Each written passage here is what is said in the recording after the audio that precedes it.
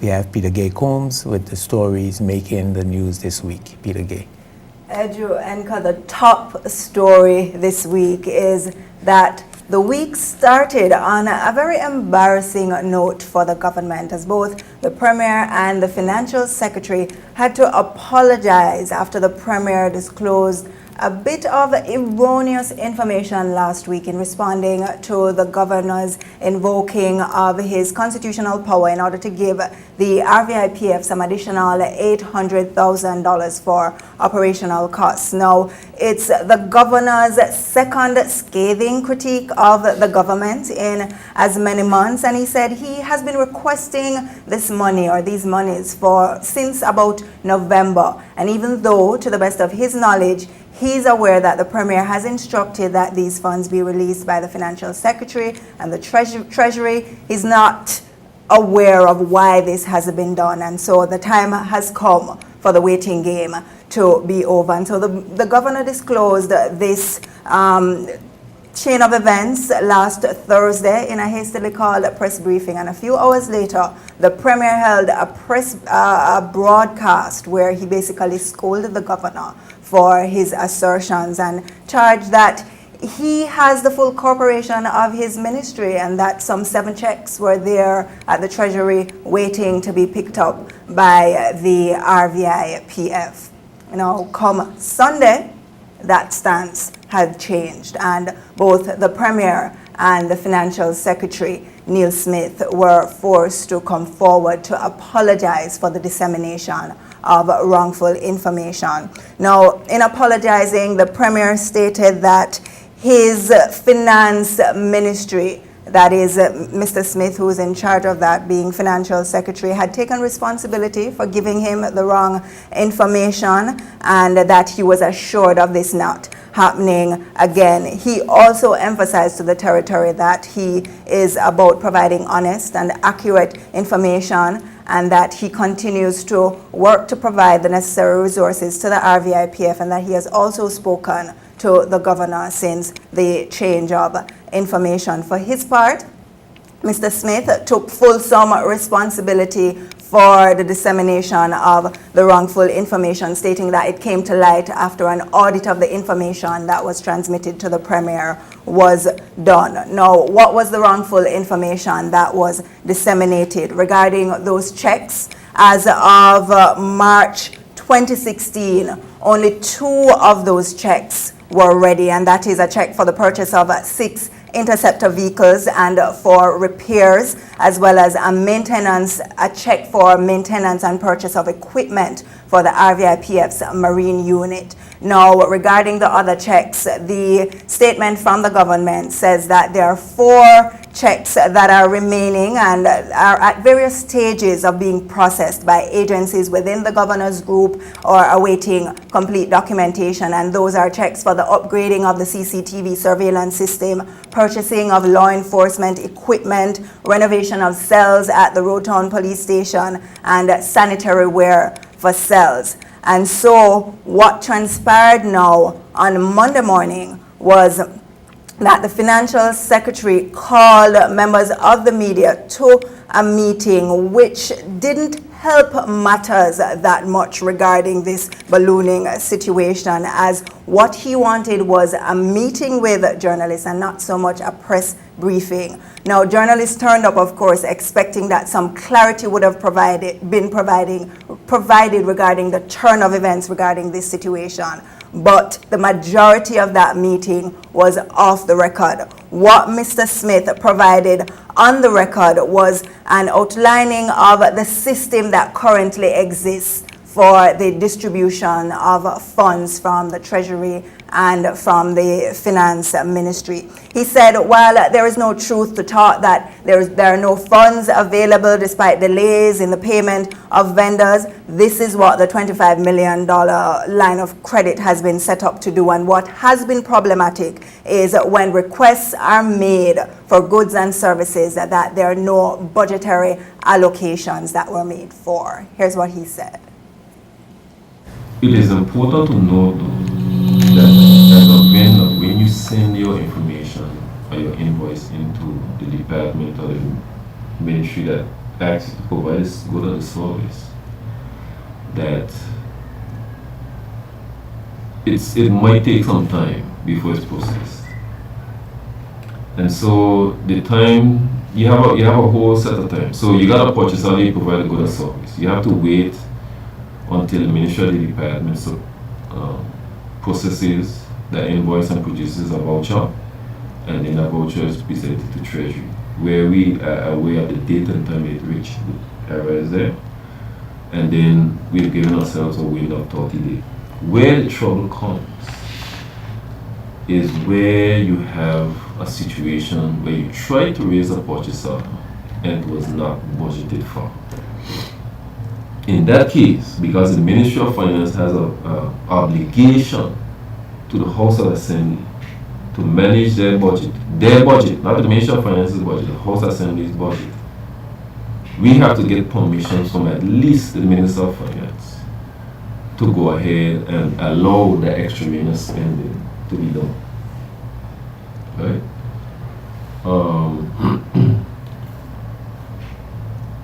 That could take some time, because in most cases we'll compile a list, right? So that he could make some priorities based on what we anticipate to happen. Because it's not everything that someone actually will get. And now regarding the move by the governor, this is as much as the financial secretary allowed himself to say. I think that the governor did what he felt he had to. I wouldn't get into I don't know the specifics of what made him do that. But I believe, right? I really believe this, that between the members of the House of Assembly, I mean all of them, and the governor, and the basic civil servant, generally speaking, everybody's trying to do what they think is best for the country. You might have misunderstandings, and sometimes depending on how long or what are causing those misunderstandings, mistakes will be made. Okay, so Edgew Enka, at the end of the day, what we have is a situation where, for starters, journalists were left confused on Monday and with a lack of clarity as to what exactly transpired that led to this huge embarrassment for the government. And not just that, but in light of the fact that we were invited to a meeting with the financial secretary who's at the heart of this debacle, and at the end of the day, there was so much that could not be placed on record.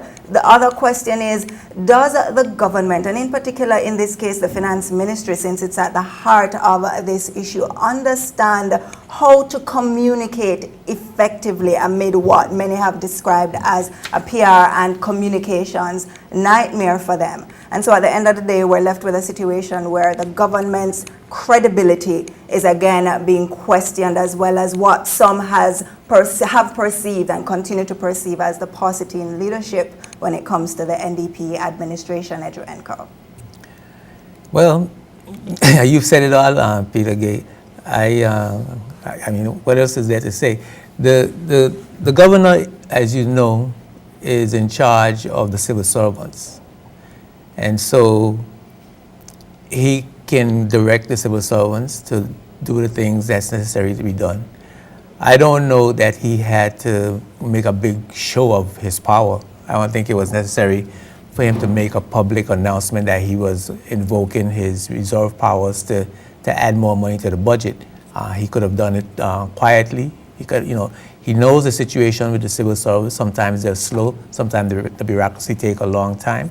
I don't know that Dr. Smith needs to be embarrassed that he gave erroneous information. He can only give, he's not an accountant, he only can give the information that he gets from the civil servants. And so that's what he did. But, I think it was a little strong arm on the part of the governor to make a public display of the situation when he has full control of it. The civil servants come under his purview, and he could have instructed them to do what he wanted them to do and spoke quietly with the premier, and they could have got it done. So what is the motive for him making a public display of this situation. The only thing that it does is it says to the public that for the first time in history, the governor has intervened in the internal affairs of the Virgin Islands. That has a political ramification for the government, in that the people of the territory could be made nervous that the United Kingdom is on the verge of taking over the administration of the country, and of course that would be a national embarrassment, and so politically it would have a negative impact on the government. So having said that, does the governor want to influence the political decisions of the people of the Virgin Islands? Does the governor want to see a new administration instead of the NDP?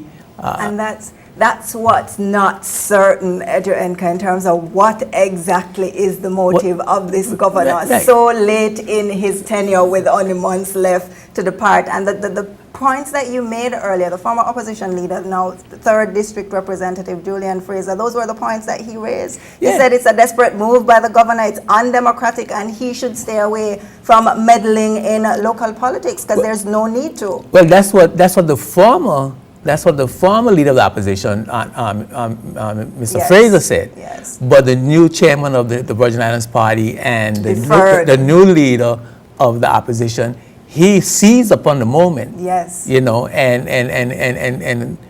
felt the need to zing it in to the government Yes.